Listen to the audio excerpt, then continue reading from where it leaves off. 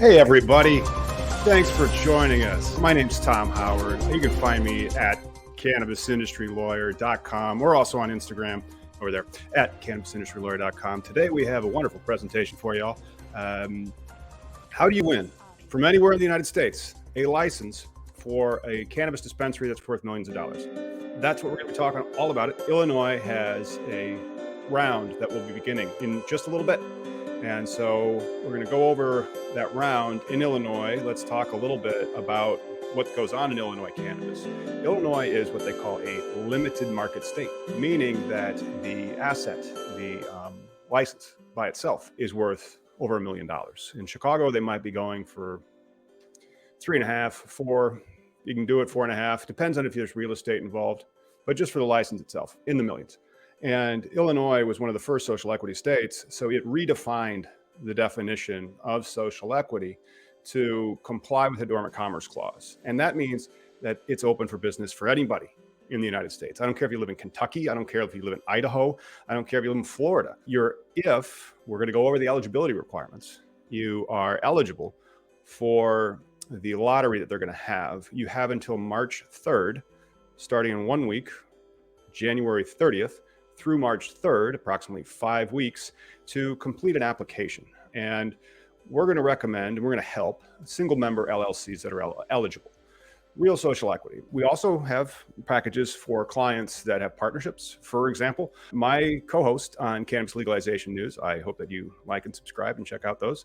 This webinar will be becoming a new offering for members only. After this is over, I will scrub it and clean out all the errors that I made and then republish it for our members. And it will also become a course on our How to Win a Cannabis License course that we have over at cannabisindustrylawyer.com. This one is talking about lotteries, and lotteries are a very popular way of giving away licenses. How popular? Let's go over the list. Arizona, Washington, Ohio, Maine, Illinois. There's at least 5 right out the gate about a lottery for a license. And then you have to be eligible. One of our clients in Ohio, we got him into the lottery. That eligibility requirement needed a whole bunch of financial documentation and also the real estate. Ohio market is different than this market. The one that we're going to be talking about in Illinois, the only thing that you really need is $250 if you're eligible. So that's all you have to do. And then you're either going to win or you're going to lose. If you win, it becomes much more expensive. Opening the doors on one of these things, 1.5 million or higher, and especially in the Chicagoland area. So what should you do if you win a license in Florida, in Chicago, because you're eligible and you spent $250 and you played the lottery? Sell it, or at least sell 80% of it so that you can get operational. Sell 80% for $2 million, shrink yourself down. It would be a structured transaction that would take time because you cannot change the equity until you are operational. So this interesting method that they are using to do social equity in Illinois. And if you only have yourself, you own all the equity. So in theory, you have a valuable asset to raise capital through its sale, and then you can become open for business. Our incubator program that we're going to do, I'm not sure how many we're going to help, but people from all over the United States, hopefully we can help them get in. And if they win, get operational or exit enough so that you can become operational and hold a portion of the equity. And then let's say it's in Florida, let's say it's in Tennessee or Iowa. When the industry finally comes to your location, you will be able to say, oh, for years I've owned a dispensary in Illinois, or a part owner. And then you would have knowledge and experience, and you might be able to get a leg up on your competitors in it. So let's get going on this. I can flip the slides just like that, huh? All right, how about we zoom in a little bit more? We've already talked about this. The state is giving away 55 licenses, and in the future, it's probably going to be giving away a lot more than 55 licenses. Why? Because the statute has a limit of 500 licenses. And right now in the state, they're really at 300 and almost 360, not quite there. So that means that there's another 140 licenses, and that might not even be including this 55. So these 55 will pop the number to where there's going to be another 140. So Illinois might be having this lottery again next year, and the year after that, and the year after that, until it hits its 500 dispensary license limit, or the statute is amended and it provides for maybe 600 dispensaries. That's one of the reasons why you have this opportunity now if you qualify. And these types of social equity lotteries may become more interstate standard. Why? Because of the Dormant Commerce Clause. Essentially, whenever a state prejudices another state from getting into their cannabis industry, they face this challenge. I've brought these challenges before in court. They're meritorious. It gets you to strict scrutiny, which usually means that law is found to be unconstitutional and kicked. That's one of the reasons why Illinois changed its definition to go away from areas inside the state of Illinois with long-time residency and made it based on certain census tracts, which are in any state. Okay, so that's beating a dead horse on that one. What about our backstory? Who am I? Maybe you guys have seen me before, hopefully on Cannabis Legalization News. I'm a lawyer. I became a lawyer in 2008, and then I became a stockbroker. It's a bad time to become a stockbroker, fine time to become a lawyer. Actually, comparatively, it was harder to get a job back then. So I became a financial lawyer working for banks, principally were my clients, for my first few years of the practice. But then I got into activism about 10 years ago when I wrote those books that I like to give away on the podcast, Cannabis Legalization News. Don't forget to tune into that. And then I started doing activism and advocating for the legal change in Illinois. It eventually caught up with you in 2019, and they had a round. And then in 2020, actually in 2019, I think I had already started the CannabisIndustryLawyer.com website to prepare because Illinois legalized it in May of 2019. And then I started this YouTube channel you guys are tuning into right now, Cannabis Legalization News, coming up on its 4th anniversary. And that's who I am. And then last year, we just won a lot of licenses. We won licenses last year in New Jersey, New Mexico, Connecticut, almost Ohio. We got into the lottery. You can't always win the lottery. And I just won another one in Illinois this year. It was just a transporter application. They were pretty complex. And then now there's a round in Texas. There's going to be this round in Illinois. There's going to be a round in Florida. Florida and Texas is much more expensive than this Illinois thing. This is really, if you're going to roll the dice, this is a license to roll the dice on. And I can't really help you win it. I can help you become compliant after you've won and do all the, because like we had applications that won and now he's getting open for business hopefully this week, maybe next, which is going to be great. A new dispensary opening in Illinois. And now let's go do it again. Let's go get some of those other 55 winners that are and do some more. That's what I've been doing. You can check me out. I'm pretty easy to find on the internet. And I enjoy the work. After I get done with this, I've got to go back to New Jersey. Got to do the conversion application over there. So let's go over what to expect. We've already covered this. Limited licensing. This one, I want to just make sure that everybody understands. Limited license means that nobody's going to be able to compete with you very easily. You are like OPEC, less than Oklahoma, meaning that there's a cartel of people that have the license. They don't like being called a cartel, by the way, but they have this license and nobody else can get it. That creates the valuation just based on that license in and of itself. And the theory, I think, for Illinois social equity is because that license is valuable and you force it through the hands of social equity applicants, they should get some of the money or exploit. And that's one of the things that a limited license state has. When you're making these financial models, and we do a great job, Slobodan and I, he's the shit for financial models, and they're based on projections. And then how good are these projections going to be? Suddenly, every 2 years, the number of dispensaries doubles. It becomes a much more grim picture if you're trying to model it, as opposed to stable, predictable cash flows. And all of the MSOs, they're publicly traded, they wanted stable, predictable cash flows in a limited market state. Purportedly, the financial modeling is easier, so it should have a better stock price. Not the best answer, but I think it is the answer. We've talked about how much a dispensary license is worth. Let's just go over it one more time. One of these licenses right now, if you had in Chicago, you could put a for sale on the license, talk to a broker. I became a real estate broker. I've been a stockbroker. I'll be another stockbroker again. But first, I'd like to broker some businesses. Hopefully I'll be able to say that I got that done in 2023. These businesses are going for between $3 and $5 million just for the paper. When you add cash flows and real estate, they become even more expensive. And don't think that you can just exit this position. This isn't, I'm not sure how much you know about markets and stocks and stuff. This one is a client market in the sense that if you are trying to sell your security, AKA you're a winner and you're trying to exit your position enough so that you can have money and then get open for business, there's no market of securities. You don't go to NASDAQ and be like, all right, sell half my company. No, you have to go out and search for the buyers yourself. And then there's private brokers. You will be called by a lot of people saying that they will be able to get you money or that they can sell your license. That's part of the game. The negotiations can get bad. Okay. Oh, there we go. That's what.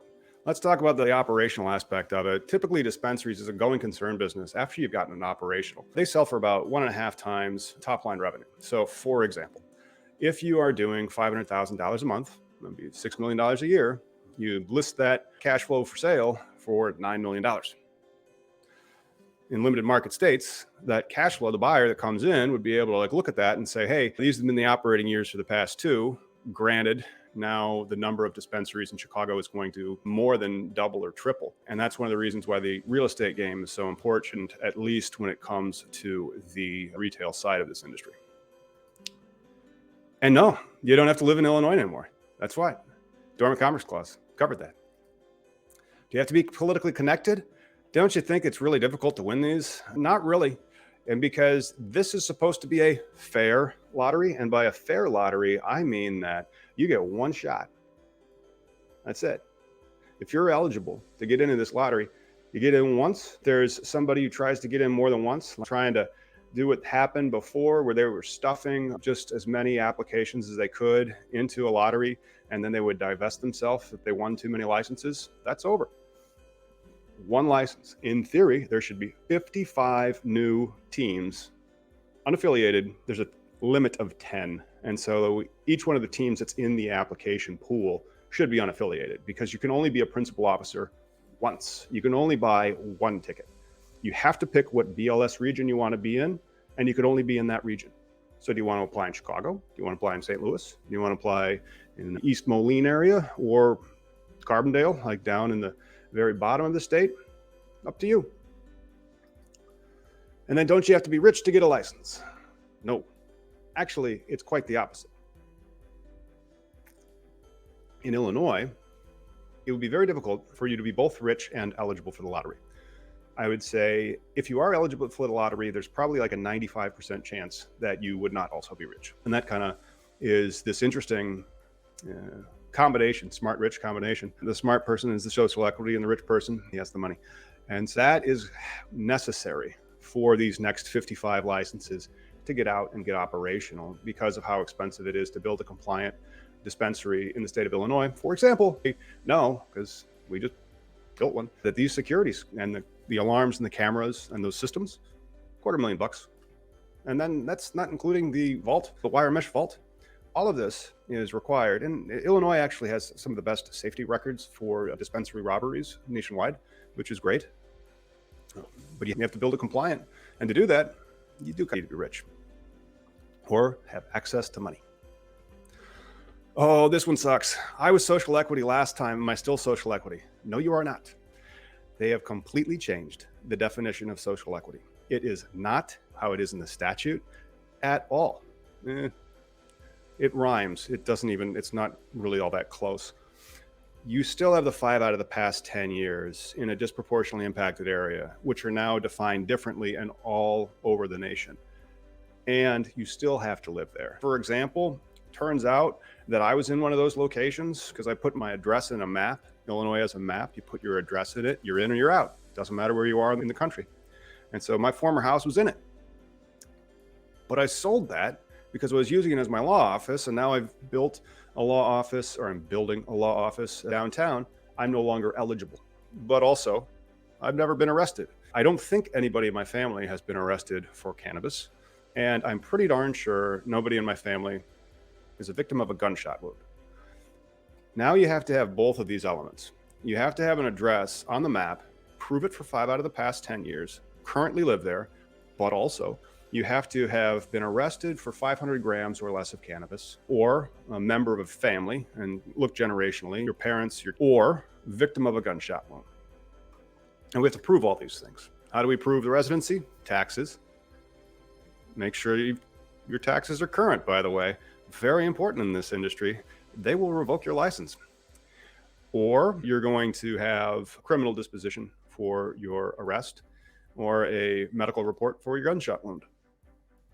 Completely different definition of social equity. Okay. Criteria A. Now we're going to go over the criteria. This is the long-term residency. Census tract that is a poverty rate of at least 20%, according to the latest 5-year American Community Survey, or census tract where at least 20% of the households receive SNAP assistance, commonly known as food stamps, or a census tract as low income and low access, where at least 100 households are more than a half a mile from the nearest supermarket. Turns out that I was in that one. I was in a food desert. Didn't even know it. So, there's a map. Illinois just put out the map. We have a link to it later, by the way. An individual who has received Medicaid, supplemental Social Security incomes, SDI, Social Security disability income, and or subsidized housing for at least 5 out of the past 10 years. So you'd still have to prove 5 out of the past 10 years, but this is like a personal, it doesn't matter where you reside. Well, I guess it does for the subsidized housing. And so you'd still have to prove it. And then an individual has resided for at least 5 out of the past 10 years in a census tract with the top 15% of residents in the tract failing to graduate from high school. They have prepared a map that has every single iota of those. I will just go ahead and pull it up right now because it's germane to the conversation. Let me share this instead. There it is. There's this map. This map is in one of the handouts that I've emailed to you as a gift for coming to this webinar. You're going to get a book, an ebook, and then also this handy dandy spreadsheet. This handy dandy spreadsheet right here has a link to the map and also a link to the eligibility primer so that you can see what other types of evidence are required. Remember, you need both A and B. And then what I suggest that you do is after you've found that evidence, because you would find the residency in this map, you would then go and get your tax returns for 5 out of the past 10 years and scan them and put them into a cloud folder, Dropbox or Microsoft, or we use Google. And then you would link it right there. And then you would do the same thing for your criteria to qualifying arrest, family members qualifying arrest, or victim of a gunshot wound. You'd go find that material, scan it, save it to the cloud, put a link in it. And then you're pretty much ready to go and apply. But let's get back to criteria 2 before we get all the way over there. That is the next one. Criteria B, not 2, my bad. 500 grams or less, or a family member who was arrested for the same amounts, or a victim of a firearm injury. Technically, there's one more cannabis-related one, but it's very low. It would be manufacturer intent to deliver 30 grams or less, which means that you really weren't in the industry. You're just helping out a friend. I pontificate too much. Okay. That is criteria B. And they're both required. 51% ownership. Now, why am I saying single member LLC? And look, we've already talked about how much these are worth, right? That person who's not qualified can't get into the lottery. They can't. Now, the person who can get in the lottery, on the other foot, might not be able to afford to get open. But if you make it through the lottery and then you are awarded an asset worth millions of dollars, you have something you can sell, capitalize the business. Or structure, sell, borrow against. There's these requirements for getting operational first. So by the time you're operational, you hadn't sold it, but maybe it's in debt by a lot, and then that debt converts and becomes forgiven, stuff like that. Good old stock stuff. So we're hoping to help about 30 to 40. It depends. Like if I have some deals that close and cash flow's good, I have more time to dedicate toward the pro bono service. I don't believe this application is going to take, if you filled out that sheet, you filled out this sheet and you have all your stuff, you've done your homework, I don't think it's going to take you very long. Now, the third thing on this, I could have created, file an LLC. And I'm not sure if you even need to do that, because if you look at the instructions, they say, what do you intend your name to be? So if you're eligible, it'd be interesting. I'm not sure how the regulators look at it. That's why I advise you to just file your LLC first. It's $150. So you're all in is $400, because it's going to be $250 to play the lottery and $150 to start the LLC, so that if you win, you can then have 100% of the pie, because I'm sorry, you just can't sell yourself. I think that's why we have LLCs and corporations, so that you can create a different entity, not you, and then sell it. Okay, so the pro bono stuff, we'll help you go through, put that in. Check out Cannabis Legalization News, because when it opens, like I said, Miggy is a social equity. So we're going to form a team, and then I'll apply, and I'll do it in real time. I'll get the invitation that I need from him. I'll fill out this full, and then again, when you go to this page, because there's a link to it in the ebook that comes with this webinar, when you go to it, you'll be able to see that you can't change it. So then what you do is you hit File, Download, and then you have it as an Excel spreadsheet, or you can hit File, Make a copy if you're using, because I use Google, so this is Google Sheets. So you can make a copy, and then you have your Google Sheets right there. Download it for Excel if you're using Microsoft. Pretty slick. All right, yeah, freebies for coming. Like I said, this is not a very long, and not a very, the trick in this one, it's kind of like the trick with Arizona. Arizona is a very easy app if you were rich and had all the real estate. And so here, it's a very easy app. Not if you're rich, if you're social equity and have all the elements. And so we have an ebook for you, and then a spreadsheet tool for qualifying social equity applicants. We emailed you all of those. So go check your email from Eventbrite that we sent right around the time that this started. If you need anything, again, cannabisindustrylawyer.com. You can email me. Do I have my email bumper up? Nope. I will tell you, don't forget to check us out on Facebook, /freethc. That is where Miggy sends his dank memes. And I will just then create a quick banner that has my email on it. Oh, there are a few questions. And so I think we will be answering a couple of questions before we wrap it up. This one is a smaller webinar in the sense that there's not that much to do. You see it and you're like, if you're eligible, if you're not. Okay, let's do a couple of questions. We just have Javier says thank you or congrats, and then son of a bud, just a thumbs up on that. Guys, I really do appreciate it. I'm going to make this into a part of our course, How to Win a Cannabis License. It's an impulse buy. We charge $7 for it. And let's go see who wins these licenses. And if we do it right, and it's a lot of single member LLCs, that's how social equity can take the most of the money. It's true. Anyway, thank you so much for tuning in, and I hope you're having a great one. We'll see you when it is 4:20 somewhere, and I think that's going to be how I wrap it up. I'm going to tell you, like, subscribes, shares, and I'll see you when it is 4:20 somewhere.